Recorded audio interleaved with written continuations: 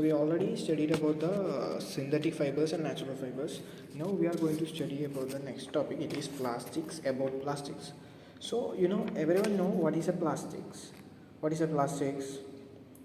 Day to day life we are using many plastic things like bags are there, cup, mug, then water bottle, comb, toothbrush. Mostly we are using plastic. Okay, so now we can go and study about the two types of plastic. What are the two types of plastic? One is thermostatic plastic and next one is thermoplastic. So thermosetting plastic and thermoplastics. So what is thermosetting plastics? Those plastics which once set does not become soft on heating and cannot be molded to a second time is called a thermostatic plastic. That means once this plastic is melted, that means heated and made hard, then again if it is heated it will not melt, it is setted. This means that is fixed, that will not change. Some of the example of thermostatic plastics are bakelite and melamine. It is given in the textbook. So thermostatic plastics are hard and rigid. Example is bakelite and melamine. Bakelite means you can see in the switchboard that switch and all is bakelite. Then thermostat can be molded to set in any shape, but it cannot be remolded. That means once it is set into one shape, it cannot be changed its shape. That means after setting into shape, when it is the heat is decreased and it becomes hard, then we cannot again change this shape. It is dark in color and hard and resistance to heat and electricity. So this is resistance to heat and electricity. Okay. Then examples of thermoset plastics are thermoset handles. A fireman uniform is coated with thermoset plastics to make it fire resistant. Melamine wires, etc. Okay. So these are all resistance to heat, not only to electricity but also to heat. Then next one is thermoplastics. So what are thermoplastics? That means it is soft and flexible. That means a plastics which can be softened repeatedly by heating and can be molded into different shapes again and again is called as thermoplastics. Example is polythene and PVC. PVC means the polyvinyl chloride, and you are seeing the day-to-day life that pipe is PVC pipe. Okay. So they are elastic and rubber, like rubber and steel springs.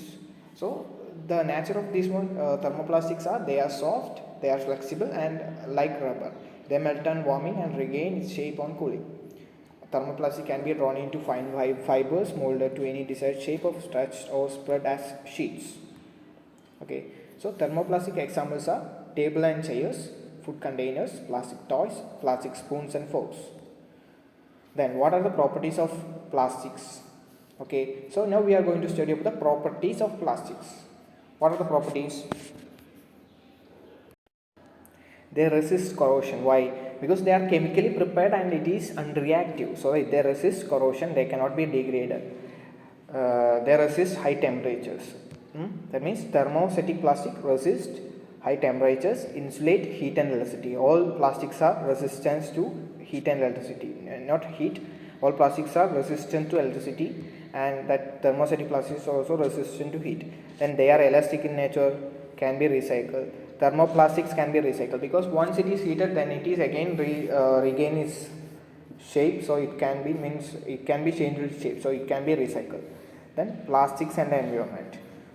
Recycling waste plastics is very important. It may kill many animals and pollution. Plastics are not biodegradable. Few years ago, scientists said photodegradable plastics can be broken down to. That means the main disadvantage of plastics is they are not degradable. They are not nature friendly. So there is some type of plastics which can be degraded. So you want to use that types of plastics. Okay. Now the page number 53 and 54 is given in the next slide. You can look. Okay. So biodegradable and non-biodegradable materials.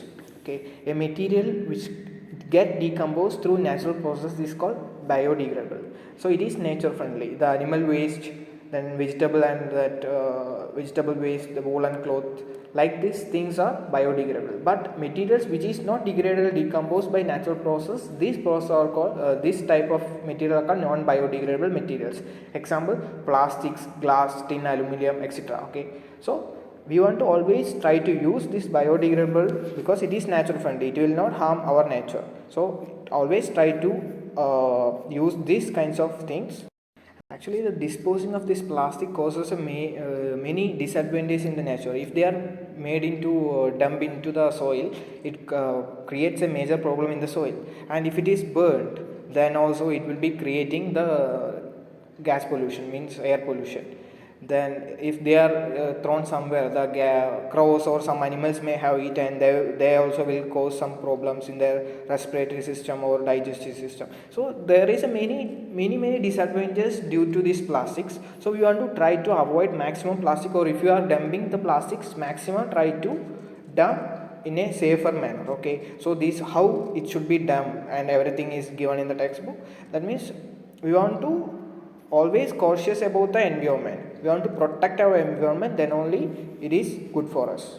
So we can only do major 3 steps that reduce, reuse and recycle.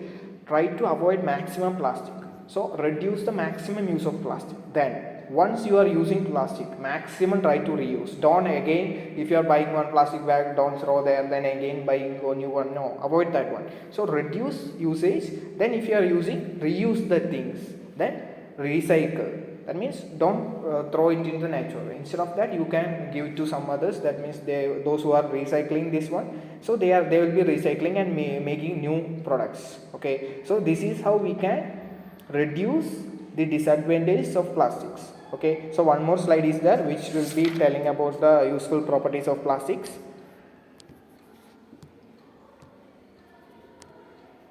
Okay, open your textbook 53.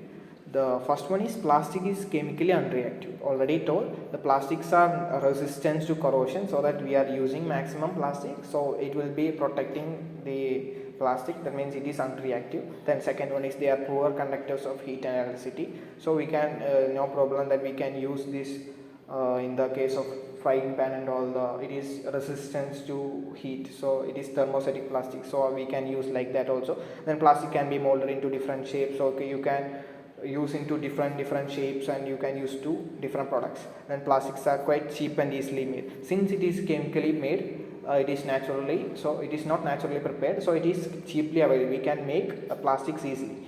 Then it is lightweight, strong and durable. These plastics are light in weight and it is strong also. It is lasts for many years also. So this is why we are preferring plastic more than natural products. Okay, so if you have any doubts regarding this topic or regarding this chapter, you can WhatsApp me. Thank you.